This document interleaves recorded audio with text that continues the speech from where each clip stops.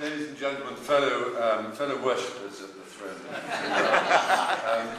I am probably the first person to have the honour of presenting the flowers to the Master on this occasion, who never knew Noël Coward. I suppose that lamentably will become truer and truer as the years pass. Graham Payne died, I think, in 2005. It's now already 10 years since that centenary. I paid court to Firefly a couple of years ago and looked around and was pleased to see, I don't know if this is a scoop on the working methods of one of the most famous polysyllabic rhymers in English songwriting history, that he had 3 rhyming dictionaries in his house at Firefly. I was delighted to know that even Noël had to look things up. So I wanted to say just a little about my connection with Noël Coward, never having met him. I, however, met him in the truest sense of the word as an artist when I discovered in an attic that my father had, at one point, had the Philips Micro Groove, which was the early name for an LP record of Live in Las Vegas, which many of you will know was one of Coward's greatest triumphs after the disappointments following the Second World War, the high point of In Which We Serve, followed by Some Plays That Didn't Work Very Well, followed by appalling tax difficulties, you may remember. He had terrible tax difficulties. He was helped by, of all people, Nye Bevan in the Labour government, who helped him out with his taxes so that he didn't have to go to prison. It wasn't a question of any corruption, he just genuinely pointed him in the right direction. You may not know this, but Noël gave Nye Bevan a drawing, a portrait of himself by Dame Laura Knight. And everyone was rather surprised by this and said, but no, you can't bear Laura Knight's work. I said, no, but I wanted to say that Knight was drawing Nye.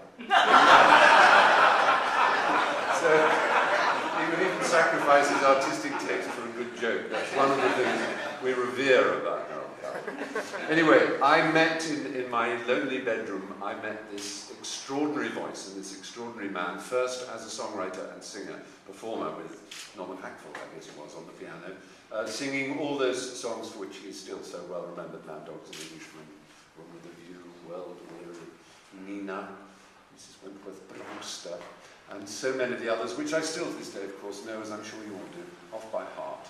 They are as much poetry as they are song. They're so beautifully written, so elegantly phrased, and by him so perfectly sung. He didn't have the strongest voice, but in its right register was perfectly clear and croony and lovely when it needed to be and crisp when it needed to be. It was entirely at the service of his talent, as everything else was.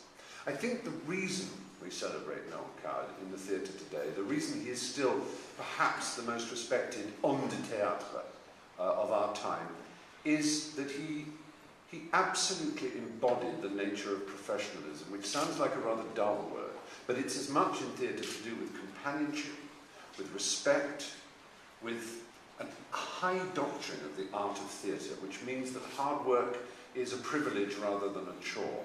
And that work for which he is so famous, the sheer grind of his life, is one of the things that anybody who wants to be a success in theatre has to emulate. You cannot be Noël Coward by taking it easy. You can, if you're a man of style like Noël Coward, appear to take it easy. Everything seemed so natural, so dignified, so light in his hands, but it's a bit like a swan. All that serene grace on the surface, it's belied by the furious paddling underneath. Of all the stories that people tell about Noël, a huge number within the theatre world are simply too disgusting, as you would say, to repeat. But many of them refer to his friendship. He was a kind of as much a genius of friendship as he was of writing and music.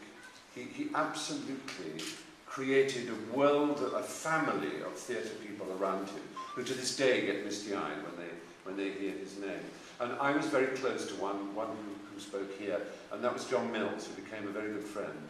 And Noël discovered Johnny Mills. It was a rather bizarre story, if you don't know it. He'd been in Australia, Coward, and he broke his journey back, as one still does to this day often, in Singapore. Only, of course, it was a few days in Singapore rather than just the obligatory night to have a disgustingly over-sugared gin sling at Raffles. And he saw a poster while he was wandering around Singapore, and it said the name of the theatre group. I don't think they were aware of the medieval meaning of the word, the Quaints. The Quaints present Mr. Cinders and Hamlet. And Coward thought that was so bizarre, so strange, that he really ought to see it. So he went along to see, and he saw Mr. Cinders first, and he saw a young man tap dancing away and singing and being utterly charming, and that was John Mills, and he went round backstage and said, I will have him in my next show if you come to London. And Johnny was nobody at the time, as it were, and he absolutely made him a star, and he became, of course, one of the great stars of British screen, and in many Noel Coward adaptations, including, of course, In Which We Say.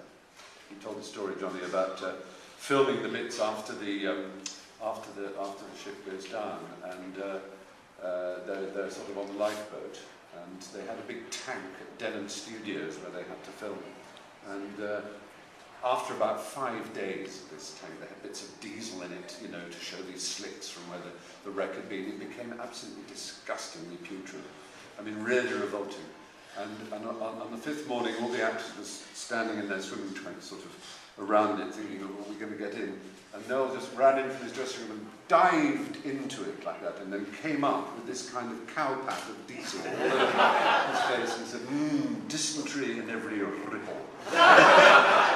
But it was then that Johnny Mills himself coined the phrase, the master. He called him master for the first time, and it was a name that stuck. And it's not a common ascription. There are many great geniuses. They didn't call Samuel Beckett master, although everyone would agree that he fully deserved his Nobel Prize and is one of the great theatre dramatists of all time. But a master is someone who teaches. A master is a professional. A master is as much an artisan as an artist, and that is no disgrace in the world. In fact, far from it. It's perhaps no coincidence that the only other master in English 20th century letters is P.G. Wodehouse, who had a similar gift for hiding the extraordinary brilliance and diligence of his work under a lightness of touch that we could all do without emulate. So I just want to add my own continued reverence for this remarkable man who, more than any other, represents the 20th century into which he was born. He was born just a week before 1900, the same time as his beloved Queen Elizabeth, the Queen Mother, of course. He didn't live as long as she did, sadly. But in that time, he absolutely typified everything that the 20th century had to offer. Travel, he was, of course, obsessed with travel and wrote songs about how he liked to travel. He was always on the move. He was discovering new places and writing about them. Film, In Which We Serve and Brief Encounter are possibly two of the finest British films ever made, which he had a big part in. Big stage spectacles like Cavalcade, which we'll probably never see again, as well as those extraordinary signature comedies like Blithe Spirit, Hay Fever, Private Lives, which will be performed where we stand, wherever we are in the world. There will be a Noel Coward production somewhere within a few hundred miles of us, because whether he knew it or not, and I hoped in his secret heart of hearts he did know it, this man will endure. His legend will endure. What he stands for will endure. And he will always, I know, retain a great place in our hearts. Thank you very much.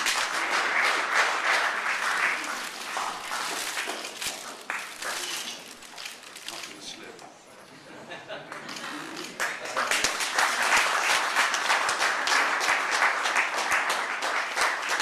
Yes, remember them all. Oh, yes. How could I forget? There you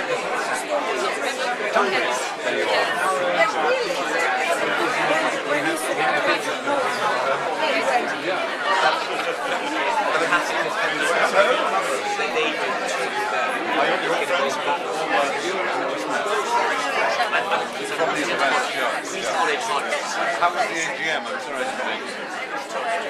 Yeah, my favourite place. Oh yes, I know. Oh, lovely.